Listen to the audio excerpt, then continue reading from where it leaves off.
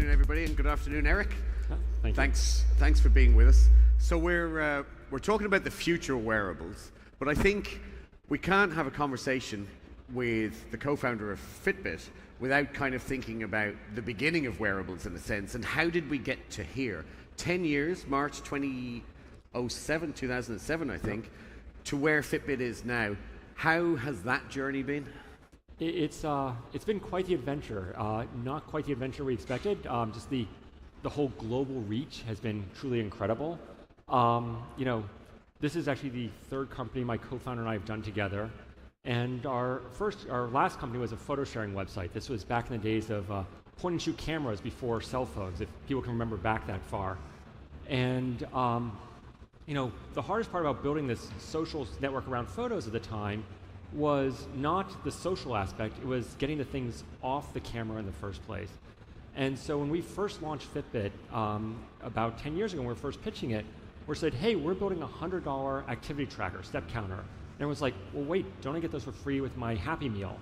And Happy Meals have all kinds of other problems with them, so don't eat Happy Meals. But the whole idea of this connected device has been something that, we knew that once we could get the data, we could make it more actionable. But fundamentally, if people don't wear it, and if we don't get the data, you can't do all those social engineering techniques to get people more active and change behavior. And it's been an incredible adventure, flying here, seeing people on international carriers wearing the Fitbits. It's just satisfying as well. Very. Yeah. You mentioned an interesting point, data. And over the next few years, so Fitbit, in a sense, I think defined the category, and almost in a Hoover, Xerox sort of way, people said, "Oh, you're wearing a Fitbit," even if it wasn't. People began to know your brand for what you were doing.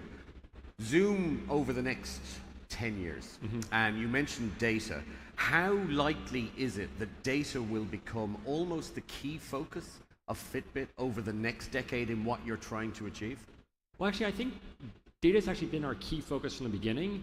At the beginning, it was like, how do we get the data in the first place? Which is why, ultimately, we put a lot of energy up front to make these things very beautiful. Because ultimately, if people don't wear it, like we've got, different devices, everything from our latest Higgs, which is really large, kind of more of a smartwatch, to kind of very thin trackers and with heart rate.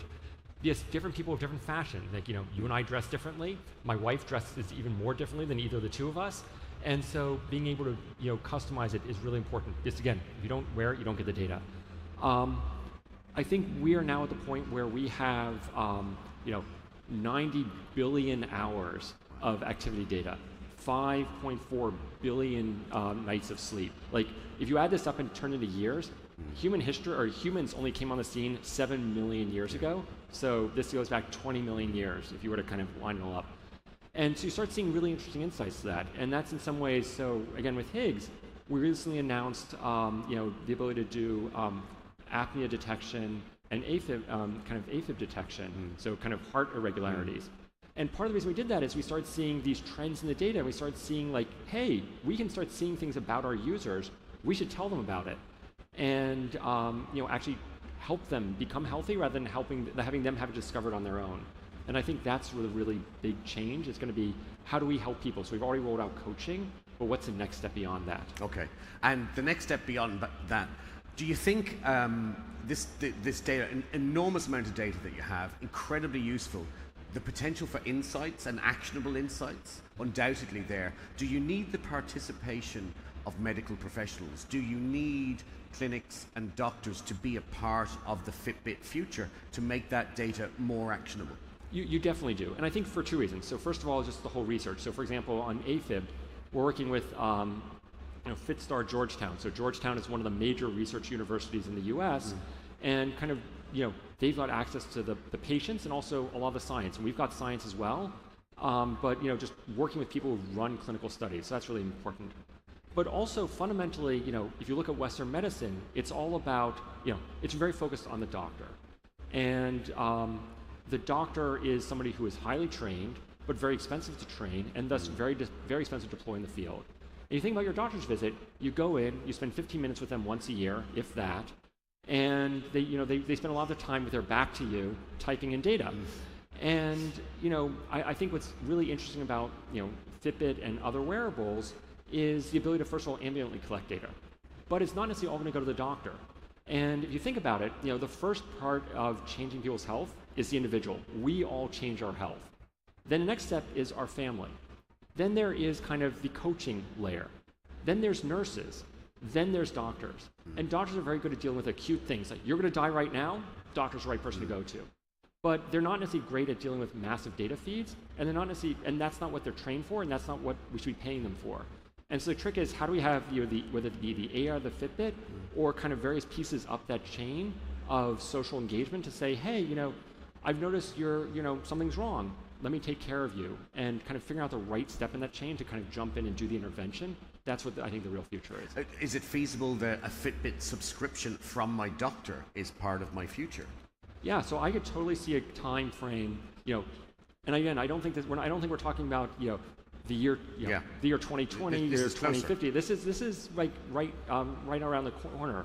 Like, you can imagine, so knee surgery, really common surgery, orthopedic surgery, really hard to recover from, and in fact, there's two aspects of this. So when someone goes in for knee surgery, people do the right exercises and are able to recover quickly.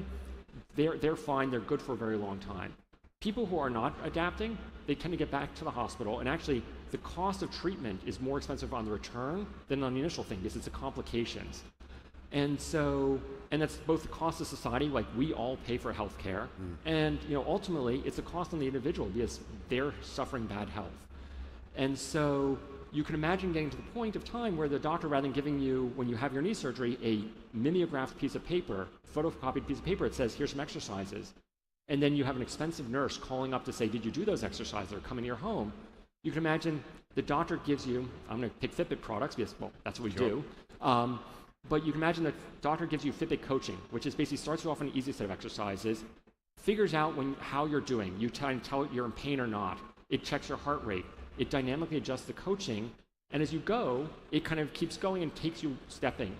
But if you're not doing this, then humans get involved. Then the nurse calls you and says, hey, you're Mr. Smith, you're having trouble. How can I help you? And that ultimately then reduces the chance you go back to the hospital, which means it's more likely to be successful, saves the system money, but also saves you your health. So it seems that if we all wore Fitbit or another devices. No, we should all wear Fitbits. Okay. I thought you might agree with me. The potential to lower the burden on health services. In Europe, we have disparate services. In Portugal and France, for instance, very good health services. In Western Europe, in Ireland and the UK, not as efficient.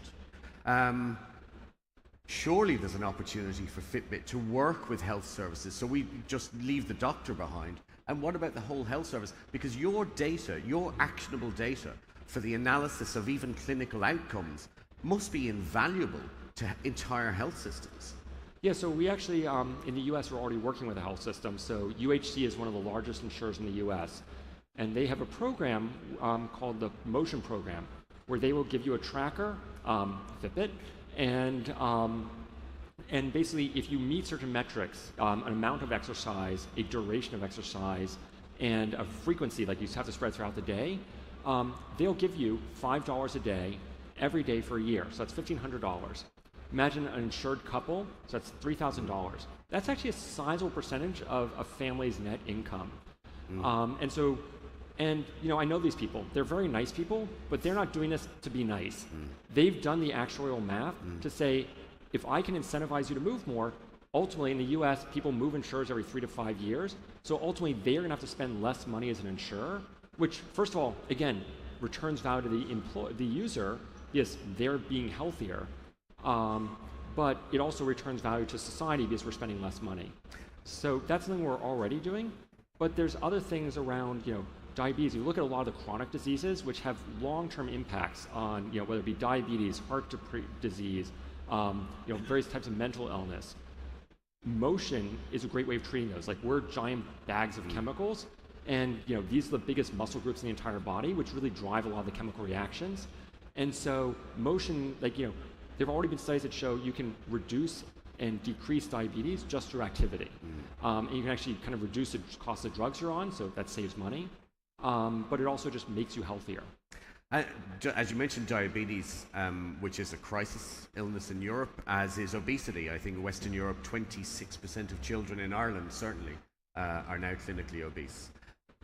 The potential for wearable tech over the next 5 or 10 years.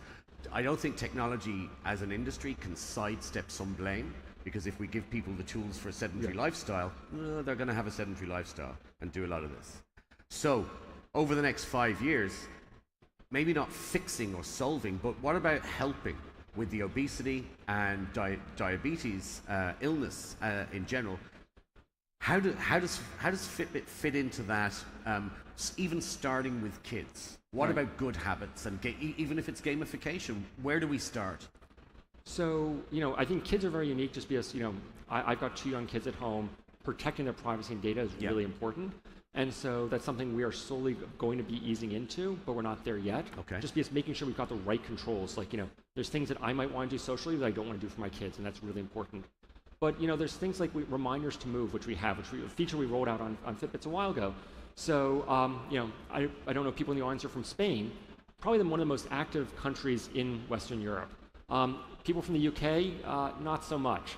Now, by being one of the most active countries in the US, in Europe, that means about 6.5 hours of sedentary time versus 8.5 hours of sedentary time. So they say sitting, which maybe we should be standing right now, is the new smoking. Yeah. And so we rolled out this feature called Reminders to Move. So it basically pings you to say, hey, you haven't moved in an hour. Here's a recommendation to move. And we looked at users before we rolled out that feature. And then we rolled out the feature, and we saw them starting to move more. What was really exciting is not the fact that they started moving more when we reminded them. It's the fact that after time, they actually needed fewer and fewer reminders, which means they were innately changing their behavior. They were no longer dependent on us, which ultimately to me is the goal. Like, the goal is to make sure that we have done a great job, the less impact we have on a day-to-day basis. And that to me is just really satisfying. You made an interesting point about data and privacy and kids.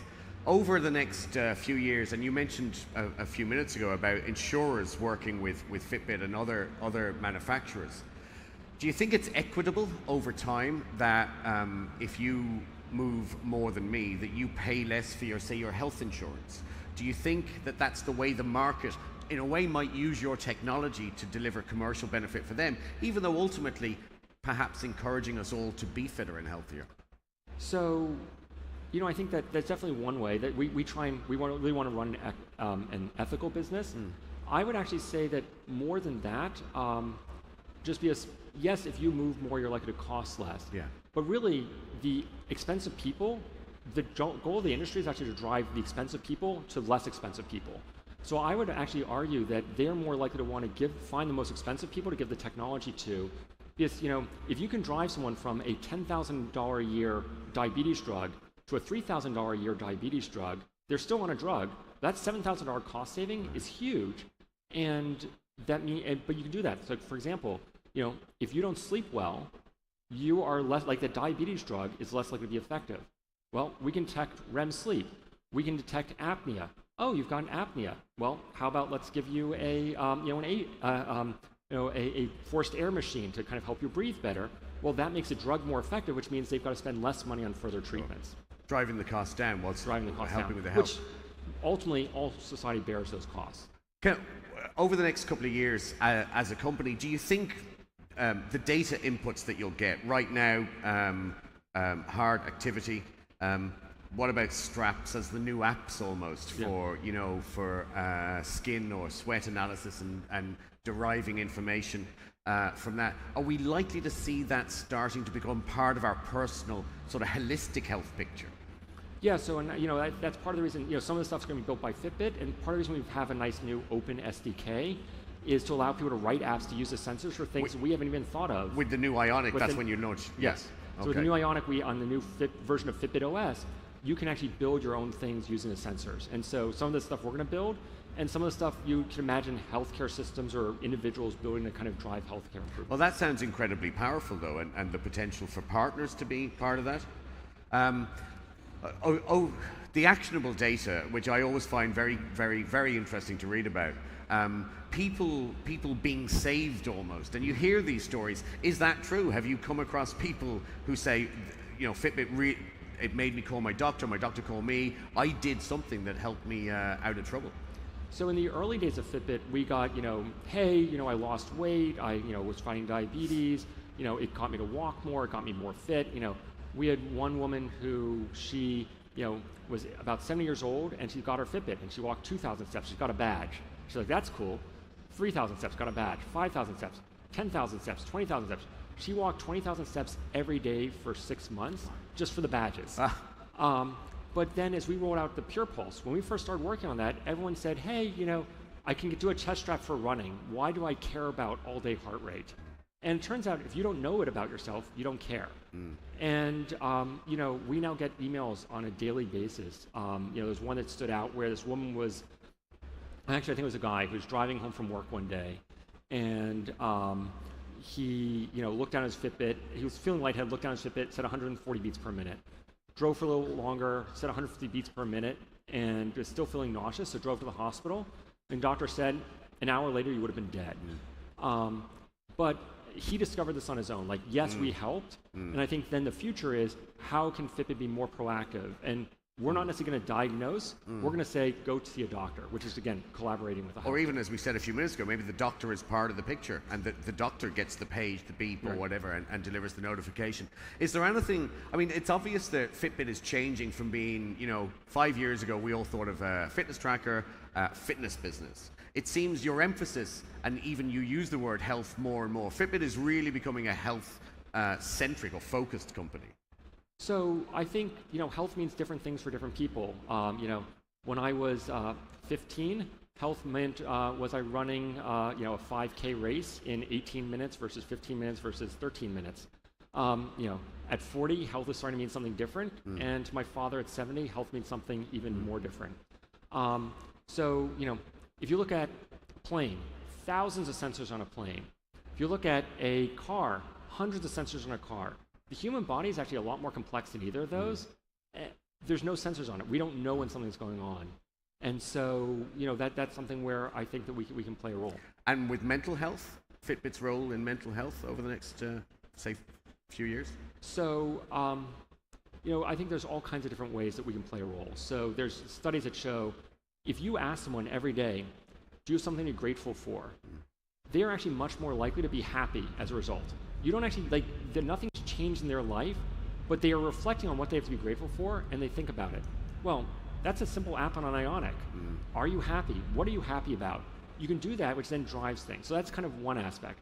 You can also figure out by doing surveys, you can figure out when someone's mental health is changing. Deteriorating mental health actually correlates a lot. Like you see people's gait change, you see people's activity level change. Well, we can detect that there. What helps with mental health? Well, actually, the kind of driving, again, that giant chemistry set, it's kind of a vicious cycle when you're going downhill, but you can actually, it's the same cycle that works going up the hill. So if you're moving the, again, major muscle groups, it's a set of endorphins that are drives, set of adrenaline that drives, which then drives more positivity, and resets the system. And so you can both be a preventive, a detection, and a cure. And a good note to end. Ladies and gentlemen, it's been a great 10 years for Fitbit. We're looking forward to the next 10. Eric Friedman, co-founder of Fitbit. Thank you. Thanks.